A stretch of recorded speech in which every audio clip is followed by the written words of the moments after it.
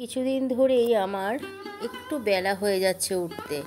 5:30টাতে alarm দেওয়া থাকে, কিন্তু উঠতে উঠতে ঠিক সেই 6:30 বেজে যায়।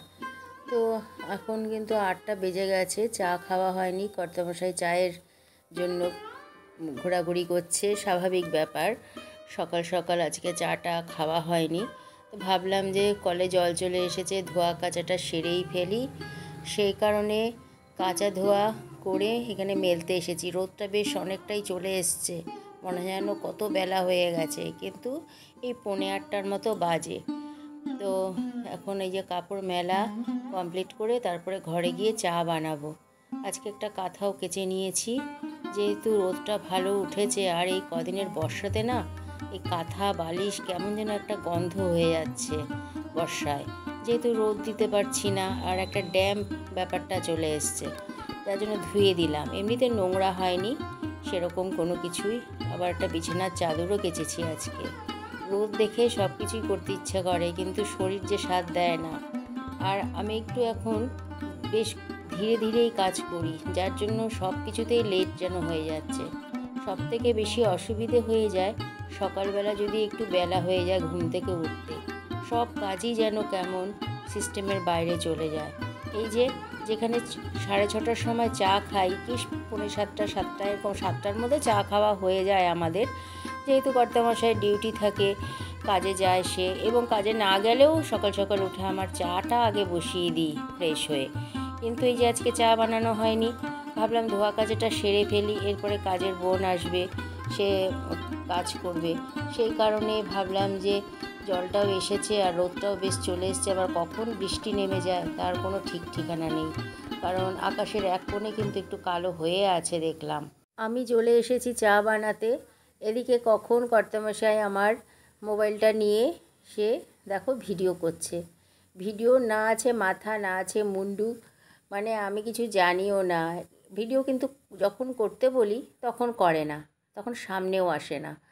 আর এখন ওর কি মনে ইচ্ছে হলো, যেহেতু চা পায়নি পাগলামো আরম্ভ করেছে। এইদিকে ভালোই বেশ লাগছে দেখতে, এই পাশে যে ভিউটা নিয়েছে বাগানের আমার, আর এই পাশে যা পারছে তাই ও করে যাচ্ছে। তো আমি বললাম, কী গো তুমি কী করছো পাগলের মতন, যেখানে সেখানে তুমি ভিডিও করে যাচ্ছ? বলে কি যে কী করব, তুমি চা দিচ্ছ না, তাড়াতাড়ি চা বানাও। আর এদিকে আমার মাথায় চিন্তা উঠে গেছে জানো, সেই আকাশ কালো হয়ে গেছে, এখনই বৃষ্টি নামবে, সেটাই কর্তামশাইকে বলছি। এই মেলে আসলাম জামা কাপড়গুলো, কি চড়া রোদ উঠেছে, কি সুন্দর রোদ, দেখে কাঁথাটাও কেচে দিলাম। আর দেখো কেমন মেঘ হয়ে এসছে, বৃষ্টি নেমে যাবে এক্ষুনি। তো কর্তামশাই বলছে চা বানিয়েই ওগুলো তুলে নিয়ে চলে এসো, তোমাকে এত ধোয়া কাচা করতে কে বলেছে? আর আমি না কথা বলছিলাম জানো তো, কিন্তু না ভয়েসটা দিতে পারলাম না সরাসরি, কারণ আমাদের পাশের মন্দিরেই খুব জোরে মাইক বাজছে আর গানটা পুরো আসছে, শোনা যাচ্ছে, যার জন্য আমাকে বন্ধ করে দিতে হলো, ভয়েস দিতে হলো আলাদাভাবে। না হলে কর্তামশাই খুব মজার মজার কথা বলছিল, সেগুলো তোমরা একটু শুনতে পেতে, সেটা আর পারলাম না শোনাতে, কি করব। তো চা বানানো হয়ে গেল। আজকে আমাদের জন্য নিয়ে এসেছে ভোলা মাছ। ভোলা মাছ নিয়ে এসেছে কটা, 2 3 6টা। আর আমার মিনুদের জন্য নিয়ে এসেছে, দেখি কী মাছ, খয়রা মাছ পাইনি বলল, ওই যে চিনি চম্পা না কি বলে না, সেই মাছ নিয়ে এসেছে। এই মাছটায় মাংস অনেক, কিন্তু এত মোটা চামড়া না, এটার মধ্যেই চলে যায় কতটা মাংস। যাক, এগুলো ধুয়ে পুচকুদের তো খাওয়া হয়ে গেছে, পুচকুদের আগের মাছ ছিল তাই দিয়ে ওদের মাছটা ঢুকিয়ে দিই ফ্রিজে, আর আমাদেরটা রান্না করব আলু বেগুন দিয়ে ঝোল। রান্না তো বসিয়ে দিয়েছি, এদিকে ভাত হচ্ছে, আর এদিকে মুগ আর মুসুরি দুটো মিশিয়ে ডাল বসিয়ে দিয়েছি। শুভ দুপুর বন্ধুরা, অপর্ণা ক্রিয়েশনে তোমাদের জন্য রইল অনেক অনেক শুভেচ্ছা। সকালবেলা আর তোমাদের সামনে আসতেও পারিনি, কথাও বলতে পারিনি, কারণ একটু বাইরের কাজেও ব্যস্ত ছিলাম। আর এতবার করে বাইরে যেতে হচ্ছে, ভীষণভাবেই ঝোড়ো হাওয়া দিচ্ছে আর বৃষ্টি আসছে মাঝে মাঝে। জামা কাপড়গুলো বাইরে মেলে দিয়েছি, একবার তুলছি একবার মেলছি, এই করছি।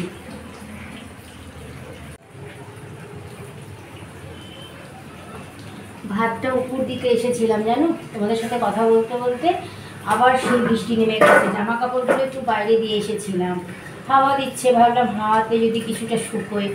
দুবার এর আগে তুলেছি, আবার দুবার মেলেছি। ঘরে দিতে ইচ্ছে করে না, খালি খালি ড্যাম্প ড্যাম্প একটা হয়ে যায় ঘর। আর কালকে রাতে তো খুব বৃষ্টি হয়েছে, মানে বেশ একটু বেশি রাতের দিকেই, 1:30-2 তখন বাজে। কি মেঘ গর্জন করছে, খুব মেঘ ডাকছে আর বৃষ্টি হচ্ছে, ভালোই বৃষ্টি হয়েছে। তো আজকে সকাল থেকে মেঘলা, বৃষ্টি একটু হয়ে গেছে অল্প, এই 9টার দিকে, 8:30-9টার দিকে বৃষ্টি হয়ে গেছে। আবার এই যে এখন একবার হচ্ছে একবার হচ্ছে না, এরকম করছে। একটু রোদ দেখে বাইরে দিয়েছি, এই যে এখন আবার বৃষ্টি নেমে গেল। তোমাদের সাথে কথা বলবো কি, কথা বলতে বলতে এই যে বারবার ছুটতে হয়। ভিডিও করবো কি করে বলো, এই হাতে মোবাইল নিয়ে দৌড়াতে হবে আর কি। যাই হোক, এই তো ভাত নামিয়ে দিলাম, এপাশে ডাল তো বসিয়ে দিয়েছি। মুগ আর মুসুরি মিলিয়ে তোমাদের দেখিয়েছিলাম যে বসিয়েছিলাম, যখন হয়ে গেছে এখন ডালটাকে ফোড়ন দেবো ডালে। আর এই যে ভাতটা নামিয়ে নিলাম।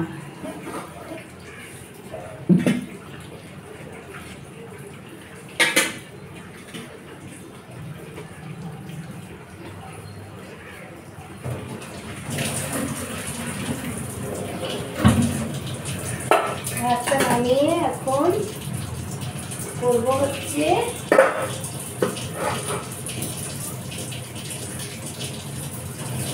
এই যে ভাজাটা। একটা কড়াই নেবো আলাদা, ভাজাটা করে তারপরে মাছের ঝোল বসাবো। আজকে তোমাদেরকে দেখিয়ে দিই কী রান্না করব। এই যে কি সব বলছি, বিট বলতে গিয়ে বরবটি বলে দিয়েছি।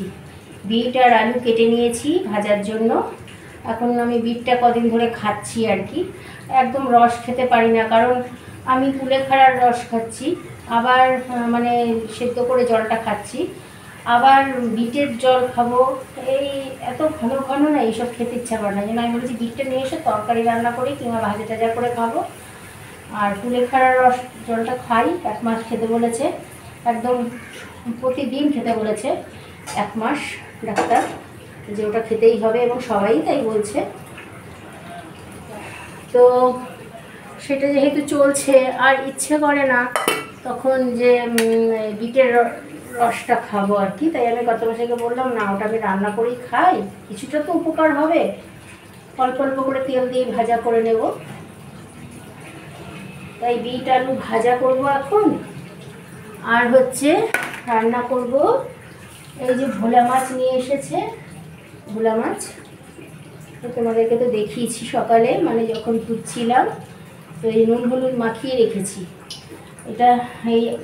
এটা ভাজা করার পরেই, বিটটা ভাজা করার পরেই এটা ভাজা বসিয়ে দেব।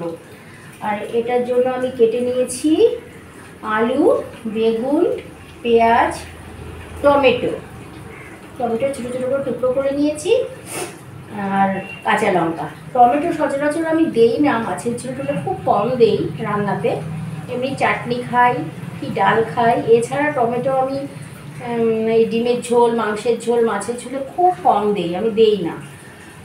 অনেকেই দেয় বা আমি দেই না।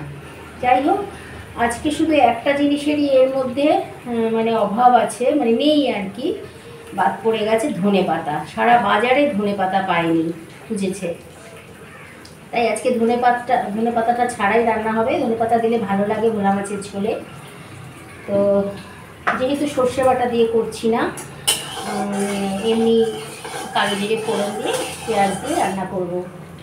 তো এই মাছের ঝোল ডাল করব পেঁয়াজ ফোড়ন দিয়ে, এই যে পেঁয়াজ কেটে রেখেছি দেবো। আর এই মাছের ঝোল হবে বিট আলু ভাজা আর ডাল, ব্যাস, আর কিচ্ছু করব না। আর গতকাল ওই যে চাটনি করেছিলাম, সেই চাটনিটা রয়েছে, টমেটোর চাটনি অনেকটাই রয়েছে, সে কারণে আর ভাজা করবো না,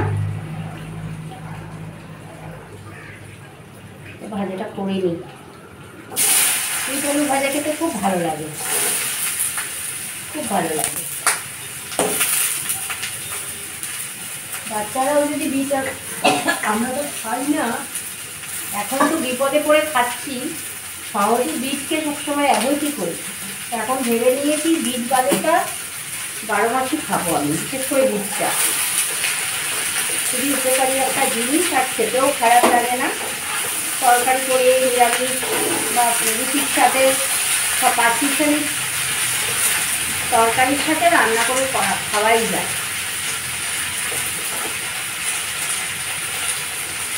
তো রান্নাবান্না করে নিই, আবার তোমাদের সাথে দেখা করবো। কী কী কাজ করেছি সকাল থেকে সেগুলোও দেখাবো। সেগুলো তো দেখালাম তোমাদেরকে, সকাল থেকে কী কী কাজ করেছি। জামা কাপড় কাচা ধোয়া, বিছানা তোলা, 3টে ঘরে বিছানা পরিষ্কার করেছি।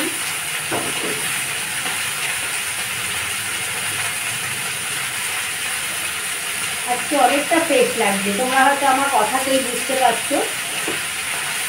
খালি একটু কাশিটা রয়ে গেছে, এছাড়া আমি পুরো ঠিক একদম ভালোই আছি।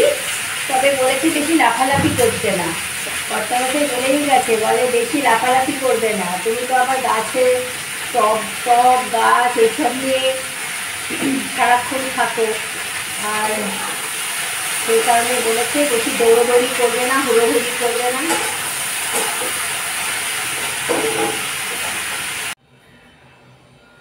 রান্নাবান্না কমপ্লিট হয়ে গেছে।